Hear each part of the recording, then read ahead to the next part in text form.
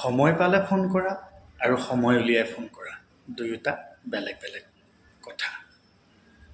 যদি আপুনি কাৰোবাক সময় উলিয়াই ফোন কৰিছে, তেতিয়া আপুনি তেওঁৰ বাবে সদায় প্ৰতিশ্ৰুতিবদ্ধ। তেওঁৰ প্ৰতি আপোনাৰ দায়িত্ব আছে, তেওঁৰ প্ৰতি আপোনাৰ কৰিবলগীয়া বহু আছে। যদি আপুনি সময় উলিয়াই ফোন কৰাৰ পাছতো তেওঁ আপোনাক গুৰুত্ব নিদিয়ে বা আপোনাৰ লগত ভালদৰে কথা নাপাতে, তেনেহ'লে তেওঁৰ কাষৰ পৰা আপুনি আঁতৰি অহাটোই উত্তম।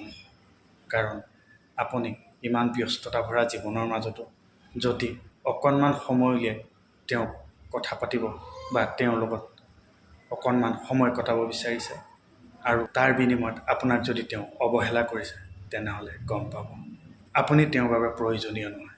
আপুনি মাত্ৰ তেওঁৰ এটা ভাল লগা বা আপোনাৰ লগত টাইম পাছ কৰা এটা সময় বুলিহে ভাবি লৈছে। কথাটো হয়নে নহয় মোক কমেণ্ট যোগে জনাবলৈ একেবাৰে নাপাহৰিব।